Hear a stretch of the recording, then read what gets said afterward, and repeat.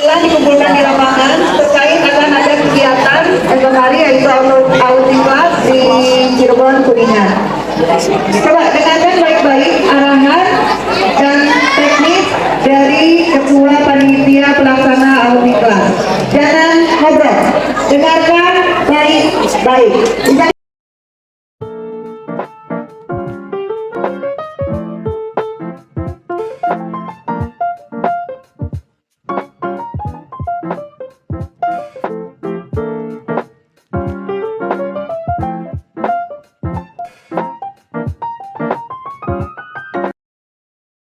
Dua, tiga. Halo everyone. Today we have an omnibus banquet. What is omnibus?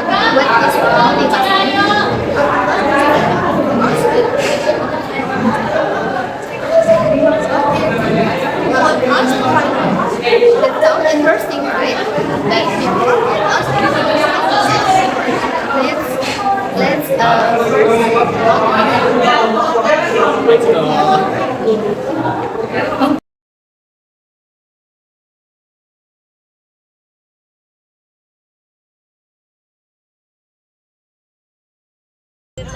Hi, we are the best now.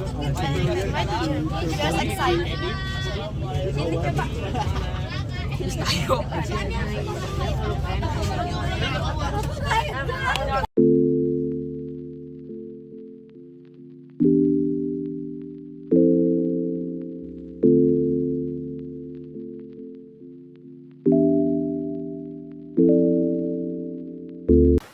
Now, we are in the rest area and waiting for breakfast.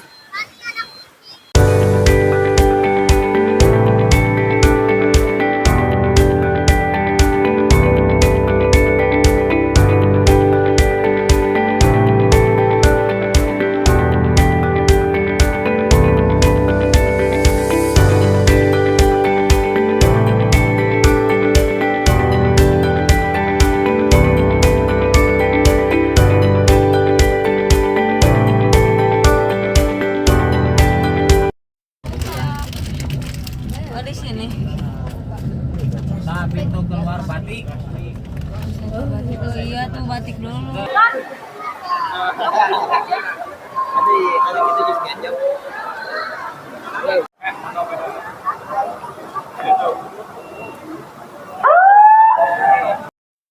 Satu anak satu, tapi tidak dibawa pulang cantiknya, disimpan lagi di tempatnya. Kalau ini kalian boleh dibawa pulang. Tetapi Oh, udah. Hello everyone. Look, we finally arrived at first place. That is batik. Trust me, it's look really interesting. And one of the reason why it's so interesting because we will try painting batik. Guys, sekarang kita akan membuat batik ya guys. Kita semua sekelompok sekarang.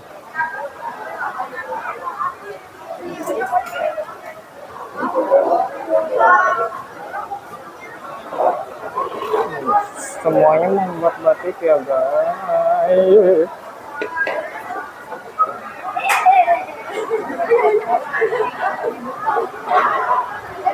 Yang kelompoknya masih 5 orang, silakan temannya boleh bergabung. Karena kalau misalkan ada yang 5, nanti temannya ada yang satu bagian. Silakan ikut gabung ke teman yang lain ya. Maksimalkan kuncinya 1 kelompok untuk 6 peserta. Dengan panas. Lepasin. Lepas. Sudah masuk sama yang kedua. Sama yang kedua ambil saingannya sedikit. Itu udah 10 detik ambil. Sudah bisa menetes dengan sempurna atau belum? Kalau sudah bisa menetes, silakan sisihkan bagian bawah kaki. Sisihkan bagian Ambil, Cuk. bawah kaki ke kotak kukunya teman-teman. Ambil saingannya, sisihkan bagian bawah, kemudian tangan kita berhenti dari yang ada di kaki batiknya. Kotak ini adanya. Oke guys, sekarang kita lagi latihan buat bikin batik, ini pertama kalinya kita buat. Sama ulang ya. Yang pertama, silakan masukkan sambil ke dalam wajan selama 10 detik.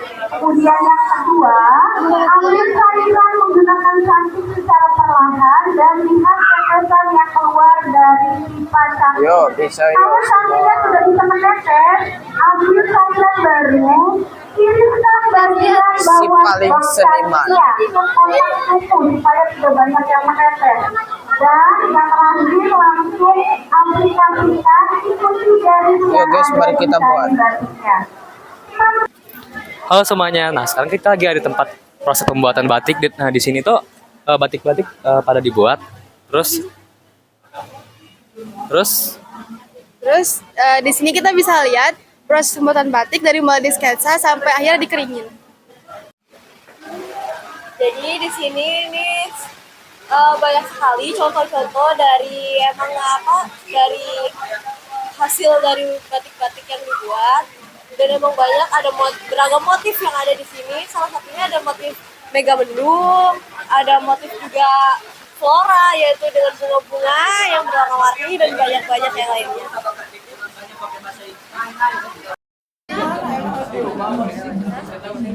Jadi di sini ada penerapan dalam motif ragam hias yang diterapkan di baju. Biasanya baju ini digunakan baju adat dan baju tarian-tarian. Ini yang pertama.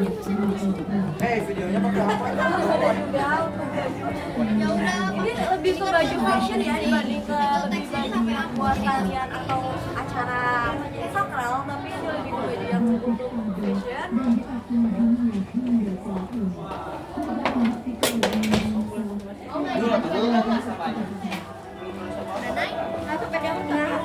Ada juga penerapan motif di dalam untuk baju-baju. Yaitu ada yang model baju hijab ya untuk para kaum hijab.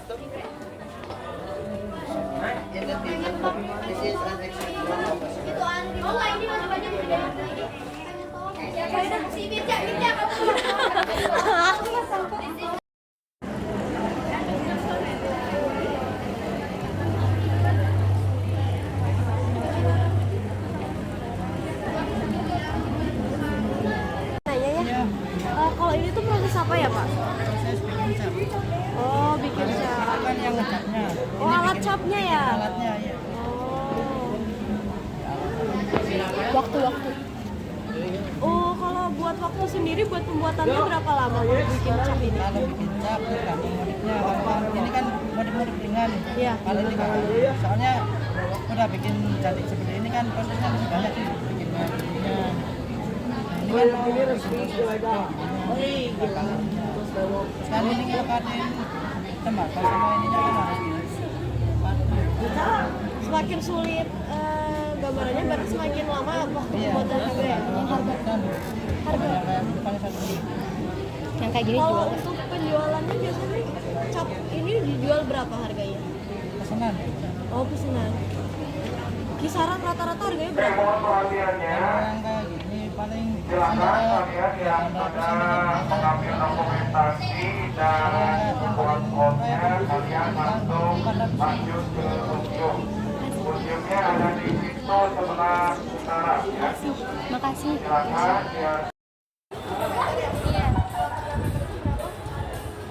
Kayaknya per 2 meternya beda-beda. Kita mulai darinya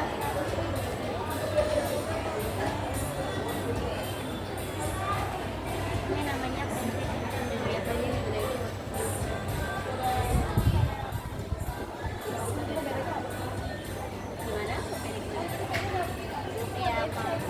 Iya, dari segi motif semakin warnanya bisa dicari, semakin dari tingkat motifnya juga beda-beda.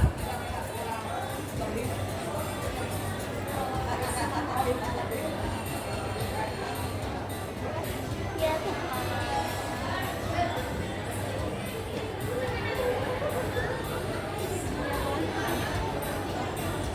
oke, nggak usah semua.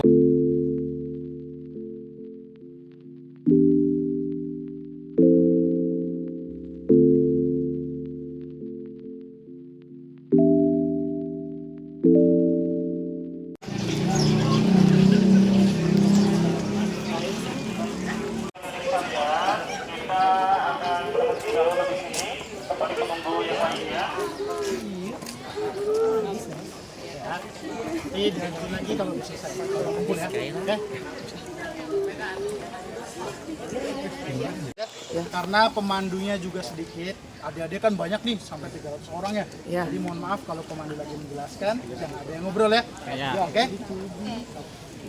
Tunggu yang lain kumpul dulu.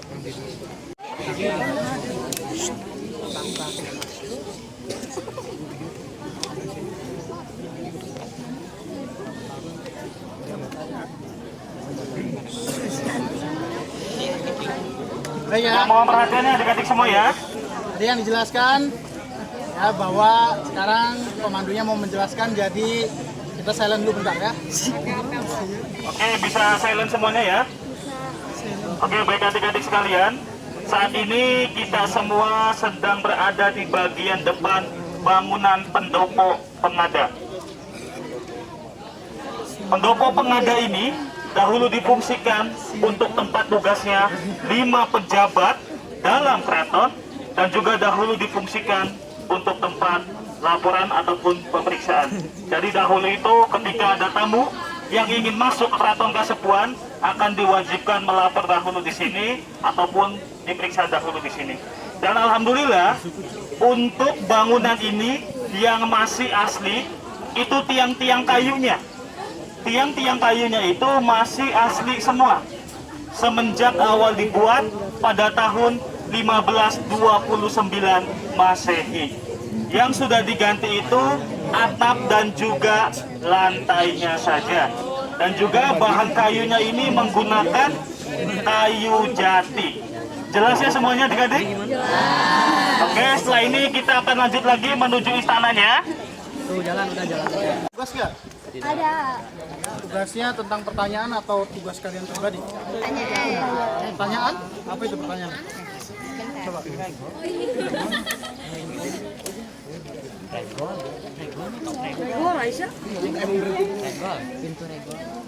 Berarti iya Bandung deui yang kamu tahu. Tempat ini atau tempat lain? Itu tuh. Di sana ya. Nah, berarti ini di Kasepuhan nggak ada tugas ya? Ada. Tugas Oke ya. semuanya kita berkumpul dahulu di sini. Nanti dilanjutin lagi penjelasannya kalau sudah kumpul semua ya. Biar kedengeran semua dan tidak ada pengulangan. Jadi walaupun Cirebon adalah kerajaan Islam, namun Cirebon ini toleransinya sangat tinggi sekali. Ya, jadi kita tidak boleh ribut masalah agama seperti itu ya. Baik, karena semua agama mengajarkan kebaikan ya. Oke, kita semuanya akan menuju ke istana ya. Bentar ya. Kerajaan Pajajaran. Jadi bagaimanapun Cirebon adalah penerus daripada kerajaan Pajajaran. Adik-adik ada yang tahu letak kerajaan Pajajaran di mana?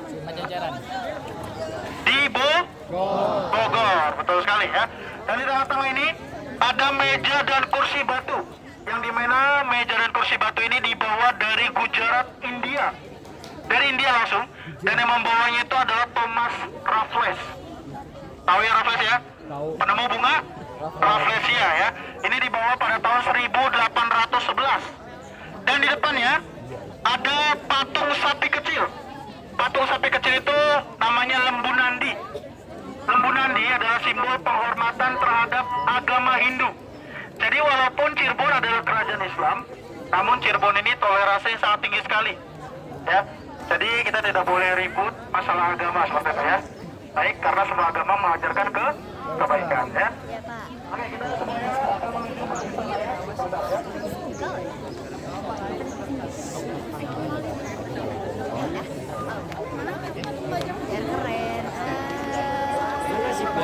Nggak dipakai. Tinggalnya Sultan ya. Dan istana ini dibukanya hanya setiap Idul Fitri hari kedua. Jadi pada saat Idul Fitri hari kedua, Sultan ini di sini open house ya. Jadi adik-adik mungkin kalau memang punya waktu sama keluarga dan mau ngomong sama keluarganya mau datang ke sini pada saat Idul Fitri hari kedua, dipersilakan ya. Dan juga istana ini itu adik-adik masih ditinggali oleh sultannya ya. Adik-adik boleh intip istananya pelan-pelan, jangan ada yang dorong-dorongan atau jangan ada yang lari-larian ya. Kita pelan-pelan sih ya. Halo everyone. Belum, bentar. Siap. Siap ya, 1, 1, 2, 3. Halo everyone. Now we are at the second place, and that is Keraton Wuhan. As you see in the main area of the Keraton is a statue called Harimau Putih. As of symbol, the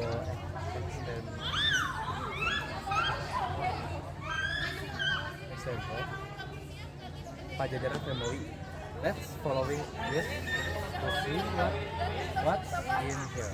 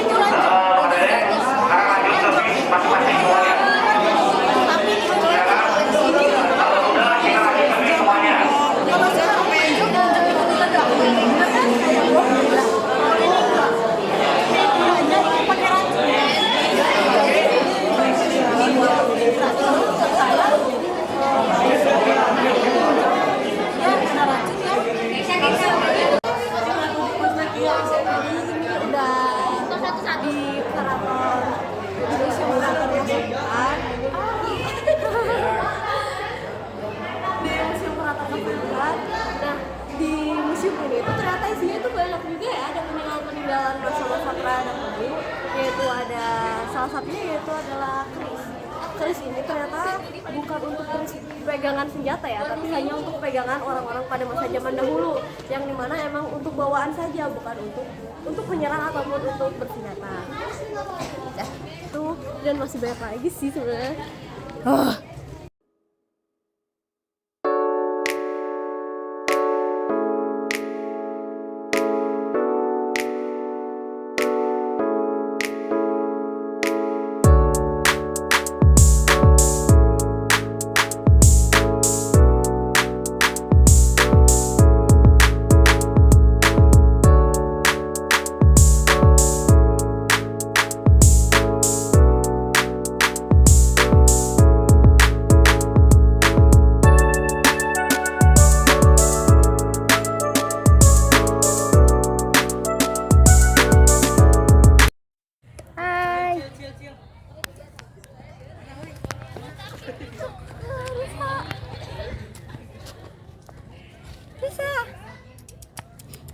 Hey, Irsa. Dia nggak tahu, Kok kan? Nggak mau. Jahat. Selain area museum yang menarik banget, di sini juga punya outdoor yang sangat luas. Ya, luas guys. Kita nggak mau foto depan itu. Aduh, ayo. Ya. Dan sekarang kita di sini.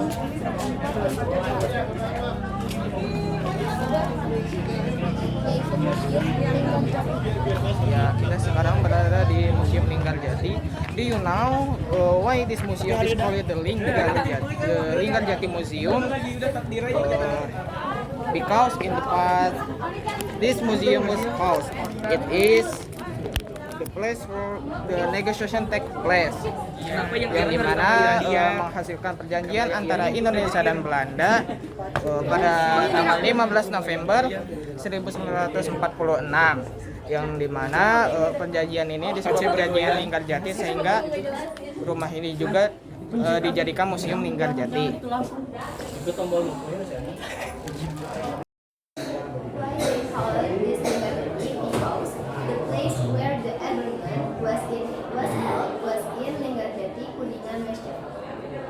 For your information, tujuan pertama perjanjian Linggarjati ini adalah untuk membawa kemerdekaan Indonesia dari Belanda. Kepanjangan. Kita vlog aja asal-asalan yang penting video, jadi gaskeun. Halo Cup, jalan-jalan Cup, silakan. Aku nggak fit. Mungkin aku bakal bantu buat dokumen sama mobil. Fotonya dari tangga. Iya, Zak. Nanti kau itu batu apa sih? Nanti kamu bantuin aku buat editing sama dokumen. Dokumen sama aja lah. Editing sama aku aja. Itu batu apa sih? Aku lupa. Bayangannya jadi gitu. Ayo aku mau pengen lihat nama batunya. Tangganya lumayan banyak ya guys. Ada 2 anak tangga. Jadi faksan sendiri, kasar. Ngasal kan? Ya nggak apa-apa nggak salah itu. Ay, payo itu. Kita fokus lagi foto di situ, Zak, selfie di situ, Zak. Sok.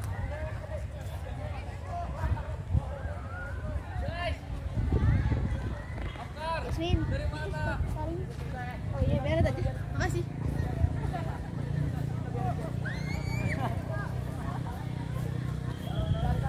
Oh, isi pokok perundingan Linggar Jati.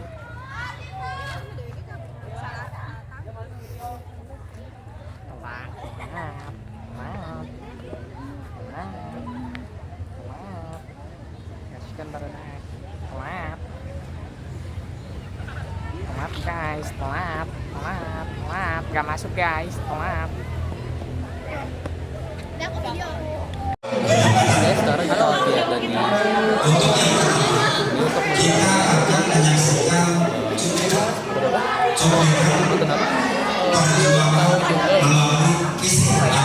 Isi tentang museum Linggar Jati ini prosesnya. ya kita tanya.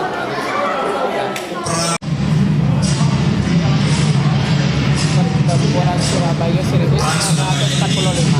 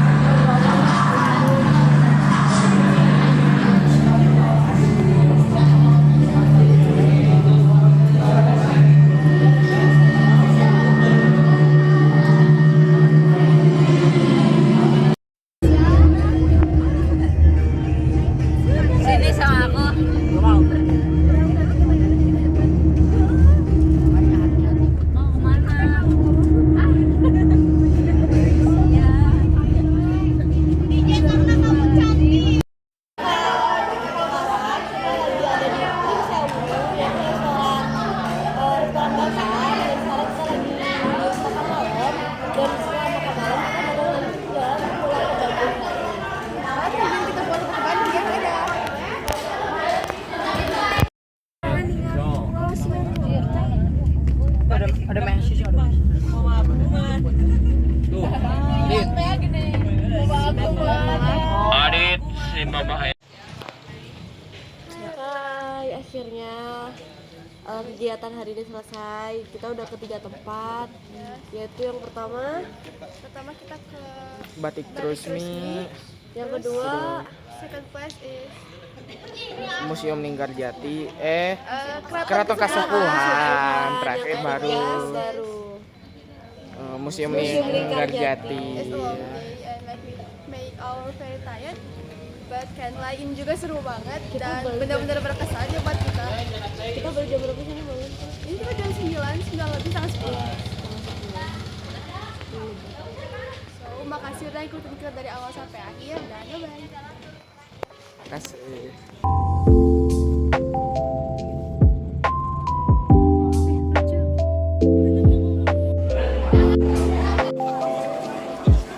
Karena pemandu